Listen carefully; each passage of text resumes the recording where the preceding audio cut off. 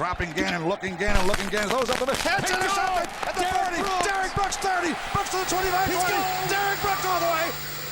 There it is. The dagger's in. We're going to win the Super Bowl. How's it going, everybody? Liam Mitchell, along with my co-host, Mr. Chuck Fonchell, my main man, back for another video. We're going to be talking a little Bucs Vikings today.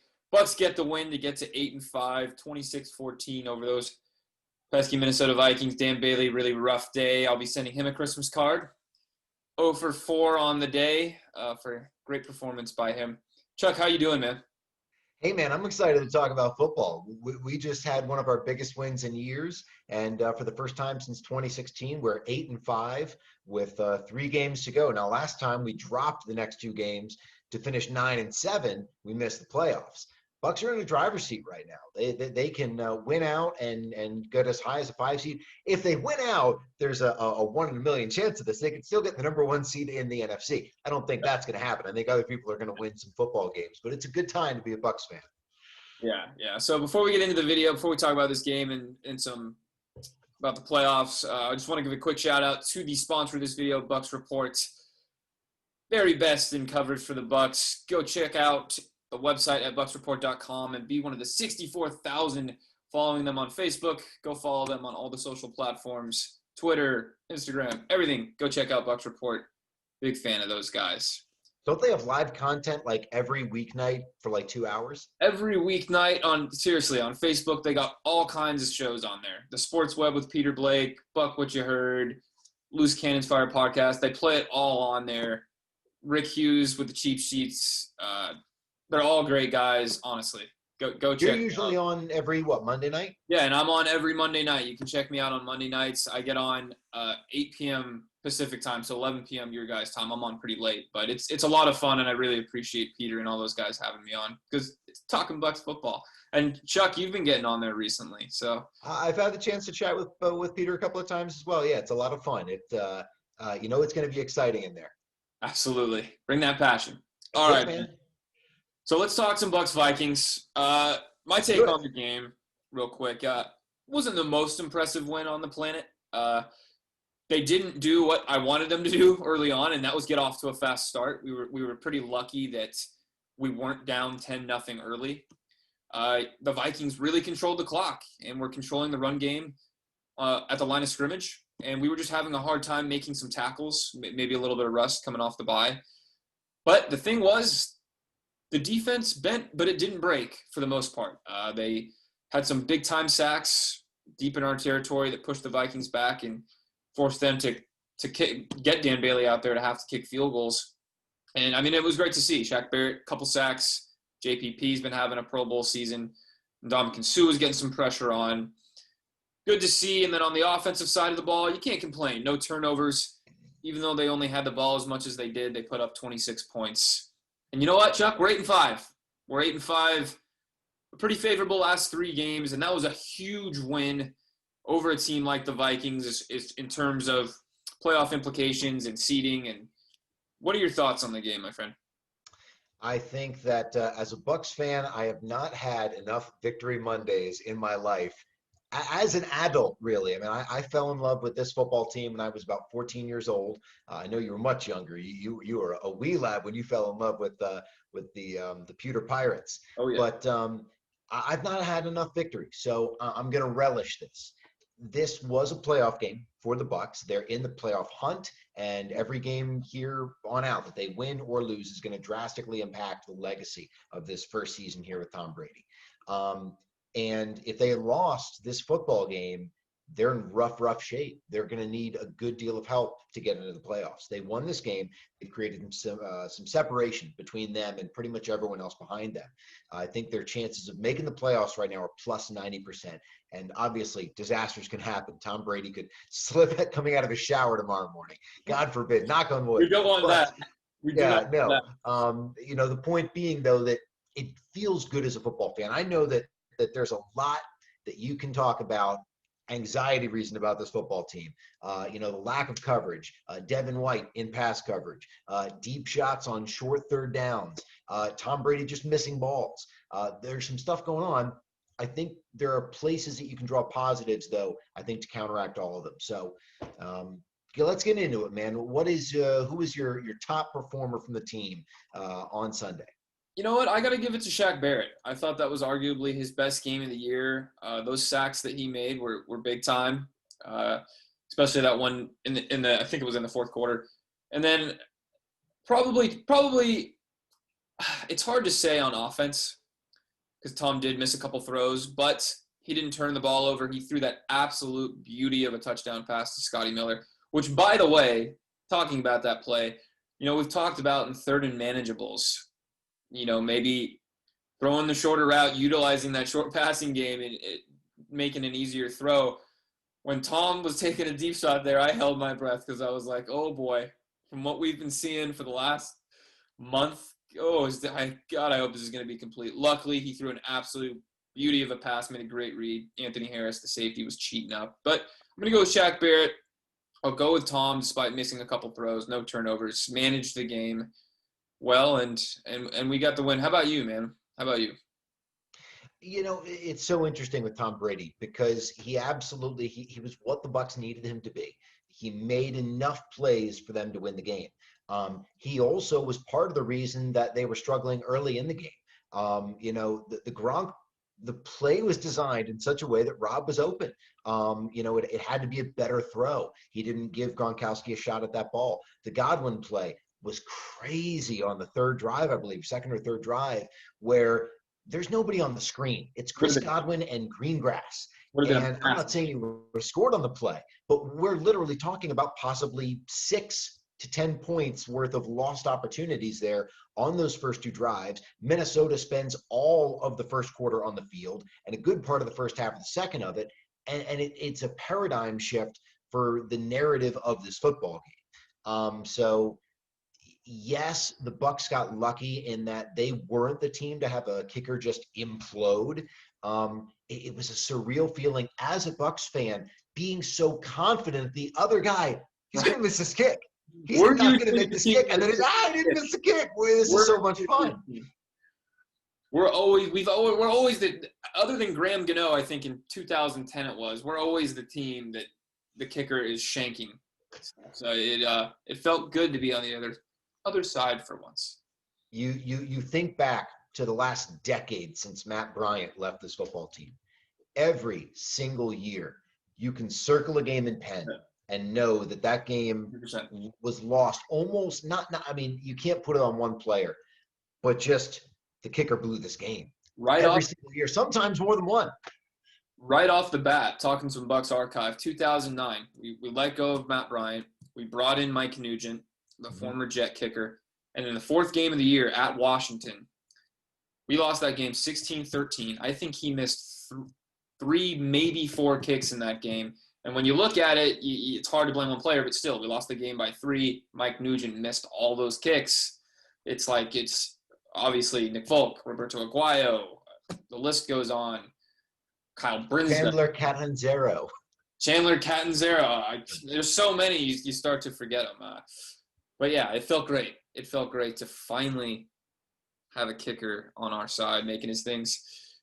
Talking of the specialists, I don't know if you've seen this yet. One of the newest reports that just came out, Ryan Suckup, Bradley Pinion, and Zach Schreiner have been placed on the COVID reserve list, whether they were in contact with somebody. I know the Bucs have Greg Joseph on their practice squad, who's going to have to, it looks like, step up, because I'm assuming those 3 guys aren't going to play. But this is going to add an interesting kind of thing to this game against Atlanta this week. Hopefully. Do you want to know something funny? I haven't been on my phone this afternoon. You're breaking that news to me live right here on this podcast. I think finally, the Bucs got a taste of what COVID is like in the NFL.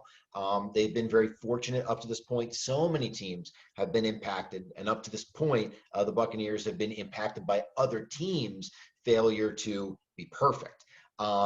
It does suck because Ryan Suckup has been very, very good for the Tampa Bay Buccaneers.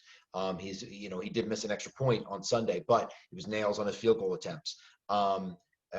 You look at the difference that there has been on this team this year, just being able to get the gimme stuff. Okay, we couldn't score a touchdown, but we're going to get 3 points here, and those 3 points help us get closer to winning the game. You need touchdowns, not field goals. But it's good to know that you can get 3 points. So that sucks. Now, Greg Joseph, he's been on the practice squad all year. He's been one of 4 guys that the Tampa Bay Buccaneers have prevented from being able to be claimed by other teams and go to their active rosters. This is that moment. For such a time as this, as Scripture says, young man, step up and deliver. Absolutely. This is that reason that you just said. This is why we've kept him around, just in case you want to have that kicker that you can hopefully rely on. And hopefully, I'm assuming these guys aren't going to be able to go. Hopefully.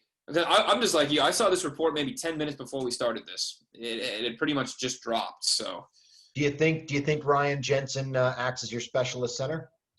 Yeah, long snapping is pretty different from being a normal center. It's very different. Yeah. That's why teams have a specialist. Exactly. We'll see. That's a good question. Do you bring a guy in off the street? Sometimes it's a linebacker that can randomly do it. I know Dave Moore was the Bucs long snapper there in the mid-2000s when he came back to Tampa. It could be really anybody, but Here's a dark horse. You ready? Yeah. Scotty Miller. You're not playing him at wide receiver. Give him a shot.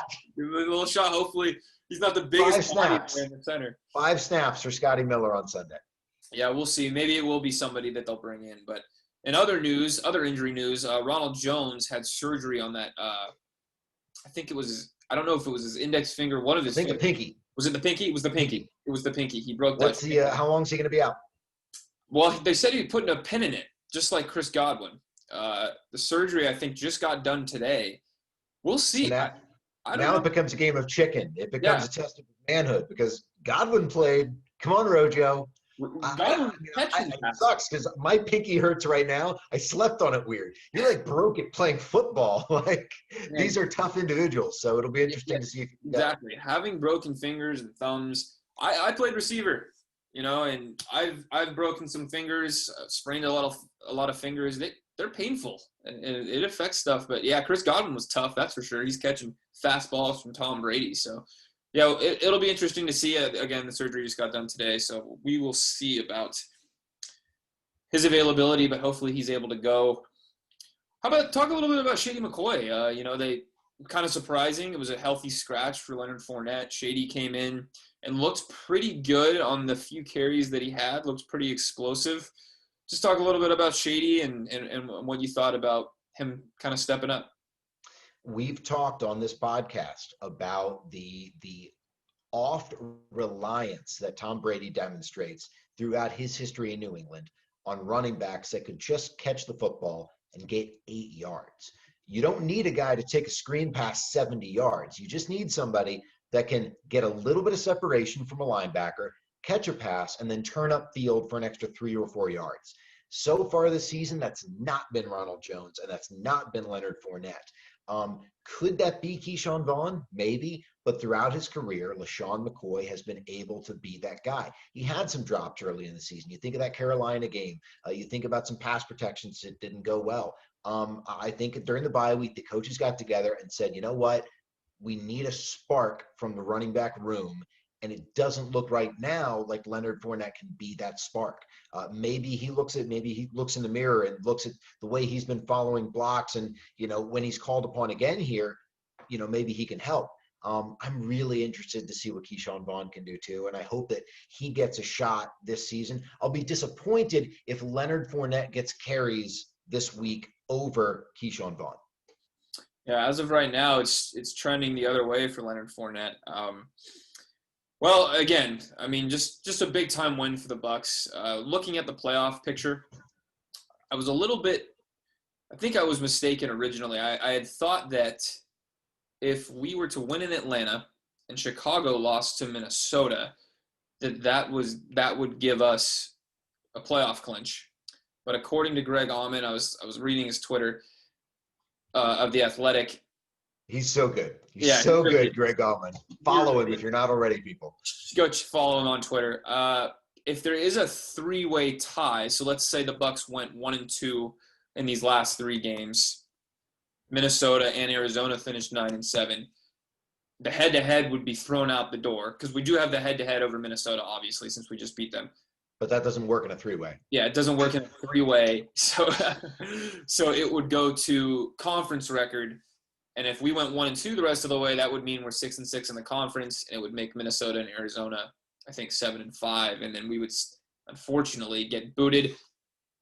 Looking positively, I highly doubt that's going to happen. As you said, our playoff chances right now, I think, are above 90%. It's that win against Minnesota was crucial. We could go 1-2 the rest of. If we win 10 games, it's automatic. We're in the playoffs, 2-1, any which way. We're in the postseason. So, like we said, I think the division at this point is kind of out the window. The odds the Saints go winless the rest of the way, even though they just lost to Philly, which was very surprising. We can scratch the division. So at this point, I'm hoping we win out, finish 11-5, and I'm going to be rooting for the LA Rams because I want the 5th seed. We are losing a head-to-head with the LA Rams, but if they win, we're not losing a head-to-head with Seattle. They face Seattle in Week 16. So if they can sweep the Seahawks, they would pretty much win that division. Seattle would go 11-5, just like the Bucs. And they would be 3-3 in their own division, and we would be 4-2 in our own division. That would give us the tiebreaker, and we would finish as the 5th seed and end up going to either Washington's football team or the New York Giants in the wild card round. It's an interesting time to be a Bucs fan, isn't it? And don't count out the Philadelphia Eagles. You know, they're not that far back with 3 games to go. And we know that the Washington football team and New York football Giants are capable of losing some games going forward. Yeah, I was really surprised. Jalen Hurts had over 100 rushing yards on Sunday. It was only the second quarterback in his first career start to do so, along with Lamar Jackson. So maybe they'll string something together. And who knows, by some miracle, maybe the Saints finish the season 0-4 and go 10-6, and we win out and finish 11-5. But you never know. The good thing is, if you finish with the 5th seed, you're the top wild card seed, and you know what? Let's say we finish as the 5th seed, Seattle finishes as the 6th seed, and we both somehow win in the wild card round and in the divisional round. By some chance, the Bucs could end up getting and hosting the NFC Championship game. So you never know. I think that these are fun games to play. Fun and stuff.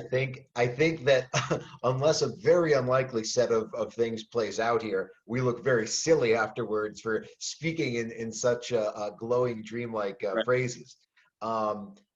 We're likely going to see this football team in the playoffs. And if we don't, something terrible happened, either due to injury or just a coaching nightmare. I don't see that coming here. I think this team's going to make the football. This football team's going to make the playoffs, and I think that we could win a football game in the playoffs.